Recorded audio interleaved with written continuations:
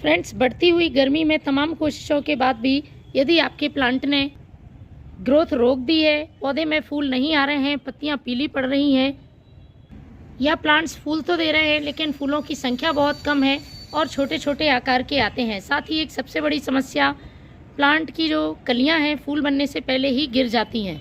तो आज का वीडियो आपके लिए बहुत ही खास होने वाला है, क्योंकि इस वीडियो में जो मैं आपको फर्टिलाइज़र शेयर करने वाली हूँ, गर्मियों के लिए पौधे को वरदान है और पौधों की सारी समस्याओं को ख़त्म करता है। साथ ही प्लांट तेज़ गर्मी में भी अच्छी ग्रोथ करते हैं और लगातार फल फूल देते रहते हैं। सिर्फ फूलों वाले पौधे ही नहीं, आप इसे फलों वाले, सब्जियों वाले पौधों पर भी इस्तेमाल कर सकते हैं। यदि आप किचन गार्डनिंग करते हैं और सब्जियों में सब्जियां बनने से पहले ही फूल गिर जाते हैं, तो फ्रेंड्स इस फर्टिलाइज़र को डालकर देखें, आपके प्लांट की ये समस्या पूरी तरह से ख़त्म हो जाएगी। लास्ट टाइम मैंने इस फर्टिलाइज़र का जिन पौधों पर यूज़ किया था उस पर मैं आपको रिज़ल्ट भी दिखा देती हूँ। ये भिंडी के पौधे हैं और बहुत ही छोटे पौधे हैं, लेकिन इनमें बहुत तेज़ी से फ्लावरिंग हो रही है और भिंडी आना शुरू हो गई हैं। इसी तरह से टमाटर के पौधे भी इतनी तेज़ गर्मी में लगातार टमाटर दे रहे हैं। ये मिर्च के पौधे हैं, लास्ट टाइम मैंने इनमें इस फर्टिलाइज़र का यूज़ किया था। पूरा प्लांट ये देखिए मिर्च से भरा हुआ है और कितनी अच्छी ग्रोथ हो रही है। छोटे छोटे गमलों में मैंने इन पौधों को लगाया हुआ है और बहुत अच्छी मिर्ची के पौधे में फ्लावरिंग हो रही है। तो नाइट्रोजन, पोटेशियम, फास्फोरस के साथ साथ कई माइक्रोन्यूट्रिएंट से भरपूर ये फर्टिलाइज़र पौधे की जड़ों में बहुत तेज़ी से ग्रोथ लाता है।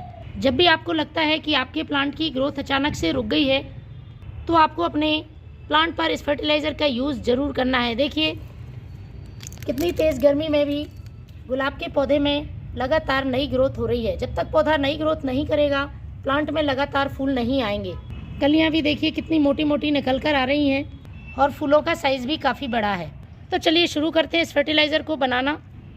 तो फ्रेंड्स, फर्टिलाइज़र बनाने के लिए सबसे पहले मैं इस्तेमाल करूंगी एलोवेरा लीफ का। अच्छे जेल वाली आपको एलोवेरा की लीफ ले लेनी है और उन्हें धोकर छोटे छोटे टुकड़ों में काट लेना है। एलोवेरा में लगभग 20 प्रकार के मिनरल्स पाए जाते हैं। पोषक तत्वों से भरपूर होने के साथ साथ ये एक रूटिंग हार्मोन की तरह काम करता है। पौधे की जड़ों को मजबूत बनाता है, साथ ही प्लांट की मिट्टी में फंगस, इंसेक्ट, चींटियों को दूर रखने का काम करता है। तो ये जो फर्टिलाइज़र मैं बना रही हूँ, पौधे के लिए फर्टिलाइज़र के साथ साथ एक इंसेक्टिसाइड और फंगिसाइड की तरह काम करेगा। गर्मियों के मौसम में हमें प्लांट को केमिकल फर्टिलाइज़र और इंसेक्टिसाइड देने से बचना चाहिए। इस तरह के जैविक फर्टिलाइज़र का यूज़ करके आप अपने पौधे को बिना नुकसान पहुंचाए लंबे समय तक अच्छी ग्रोथ दे सकते हैं और उससे ढेरों फल फूल पा सकते हैं। तो मैंने लगभग 2 मुट्ठी ये एलोवेरा के कटे हुए छोटे छोटे टुकड़े ले लिए हैं। इसमें मैं 2 चीज़ों का इस्तेमाल और करूँगी। पहले हम इसमें लगभग 1 लीटर पानी डाल देते हैं। इसके बाद हमें लेना है गुड़।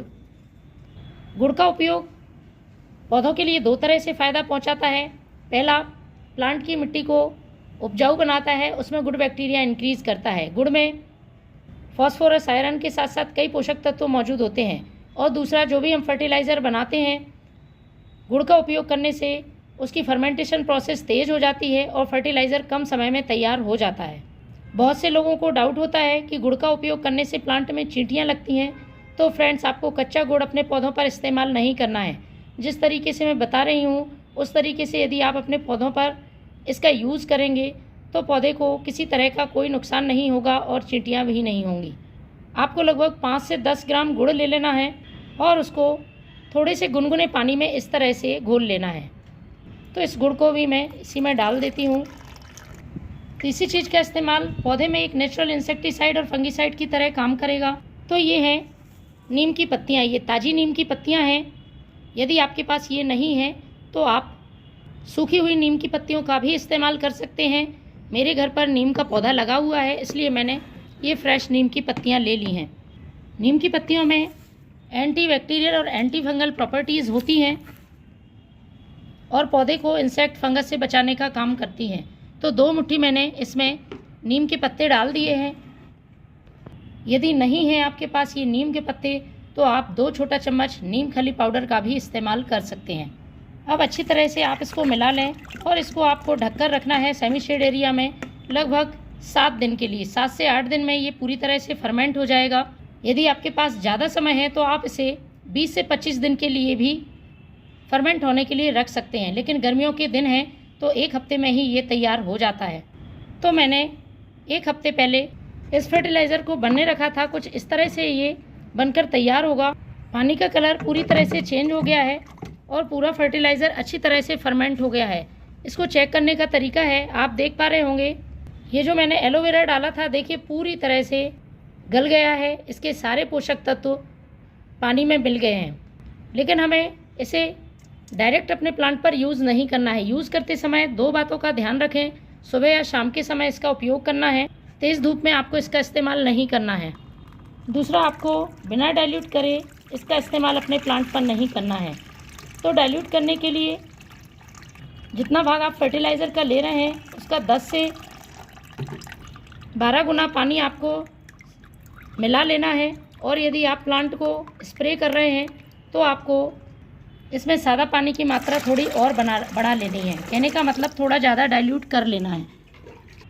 तो इस तरह से मैंने इस फर्टिलाइज़र को डाइल्यूट कर लिया है।